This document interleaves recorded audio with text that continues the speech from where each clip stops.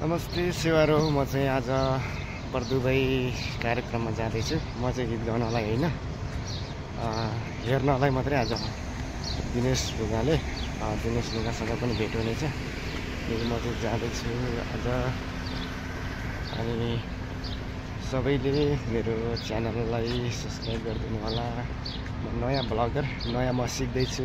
म खासै बोल्न चाहिँ आउँदैन, तर पनि बर्दुबाईको कार्यक्रममा जाँदैछु। म चाहिँ रम्मलै हिँड्दैछु, गाडी रम्मलै। यो चाहिँ हाम्रो सोनापुर भन्ने ठाउँ। रम्मलै मात्रै छ कि सुकी मरेको रुख छ, घाम यस्तो टम्पलापुर लागेको छ। अनि त्यहाँदेखि आज हाम्रो प्रिय मेरो लुगा दिनेश लुगासँग भेट हुँदैछु। आज दिनेश लुगासँग भरे भेट भएको म भिडियो बनाउँदैछु आज।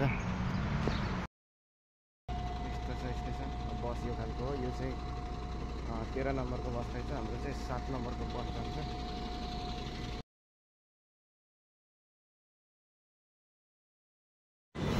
अहिले चाहिँ म मेट्रो ट्रेनभित्र छु। मेट्रो ट्रेनभित्र स्टेसन हुँदो जताततै भिडियो बनाउन मिल्दैन। त्यही कारणले गर्दाखेरि म ट्रेनबाट चाहिँ बाहिरको भ्यूहरू देखाउन गइरहेको छु। यसपछि चाहिँ हामी डाइरेक्ट हाम्रो दिनेश लुगाहरूसँग भेट गर्नेछौँ है त। हेलो गाइज, नमस्कार है। आज चाहिँ हामी याक एन्ड यति क्लबमा छौँ। हाम्रो प्यारो लुगा दिनेश लुगा आज गीत गाउनलाई आउनुभएको छ। हाई, नमस्कार। अनि उहाँ हाम्रो लुगा हुनुहुन्छ। एकदमै सम्पूर्णलाई स्वागत छ हाम्रो अम्बिका लिम्बुज्यूको मिनी ब्लगमा। र आज चाहिँ हामी बुद्ध जयन्ती 25-69 कार्यक्रममा छौँ। र यहाँ चाहिँ विशेष गरेर उहाँलाई चाहिँ मैले नै बोलाएको हो। र उहाँले चाहिँ म एउटा सानो ब्लग बनाउँछु तपाईँसँग भनेपछि मैले पनि ओके छ बनाउनुहोस् भनेर चाहिँ प्रिय मेरो आदम्बा लुगा दुर्गा लुगा अनि अम्बिकासँग चाहिँ हामी यहाँ छौँ। अब हामी केही समय पछाडि भित्र जान्छौँ होइन त लुगा? हजुर हजुर, एकदमै हामी भित्र जानेछौँ। अनि हाम्रो के कस्तो छ हामी हेर्छौँ है। बेजोर प्रस्तुति हेर्नेवालामै छौँ। अनि हाम्रो लुगा पनि हुनुहुन्छ। हामी छम नाच्ने योजनामा छौँ एकदम। आज चाहिँ एकदमै ल फाइदा। अहिले चाहिँ हामी कार्यक्रम स्थलभित्र बसिसकेको छौँ। याक एन्ड यतिको स्टेज हो यो चाहिँ। यहाँनिर कार्यक्रमहरू भइरहेको छ सानोतिनो। हाम्रो दिनेश लुगा यहाँ हुनुहुन्छ। हामी भित्र छिरिसकेको छौँ। ल अहिले चाहिँ हामी भित्र छौँ। हाम्रो दिनेश लुगा कलाकार हुनुहुन्छ यहाँनिर। हाम्रो दिनेश लुगा कलाकार। सो अनि हामी चाहिँ अहिले भित्र आइसकेको छौँ कार्यक्रम स्थलमा। कार्यक्रम गर्ने स्टेज चाहिँ यतातिर अगाडि छ। यो क्यामेरा अलि नराम्रो छ, देखिँदैन थियो। हेर्दै गर्नु होला रमाइलो गर्दै।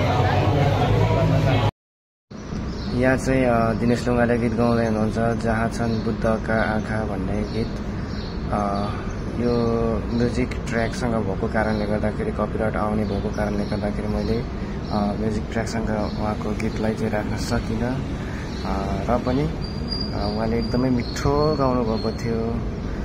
बुद्ध जयन्तीको 2568 बुद्ध जयन्तीको अवसरमा कार्यक्रम भएको थियो। यहाँनिर धेरैजना गुरुहरू पनि आउनुभएको थियो। र हामीले हेऱ्यौँ, देख्यौँ। नमस्ते सेवारो है। हामी कार्यक्रम सिद्धेर आइसक्यौँ। दर्शन नमस्ते भन्ने होटलमा आएर हामी चाउमिन खानेछौँ।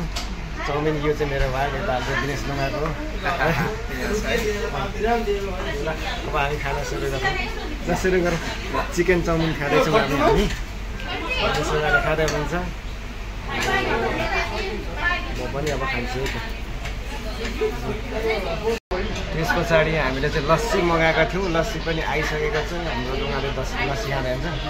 म पनि पिपा तयार गर्दैछु। म पिउँछु लस्सी है। यो पिपा चाहिँ मैले यहाँबाट छिराएँ यसरी।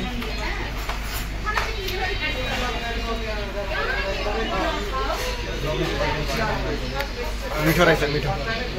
हामीले चाउमिन खाइसक्यौँ। अब यस पछाडि हामी छुट्छौँ। दिनेश लुगा यो पछाडिको कालो खालको गाडीमा चढिसक्नुभयो। अब आजको हाम्रो ब्लग यस्तै नै रह्यो। कस्तो भयो सल्लाह सुझाव दिनु होला भनेर भन्न चाहन्छु है त।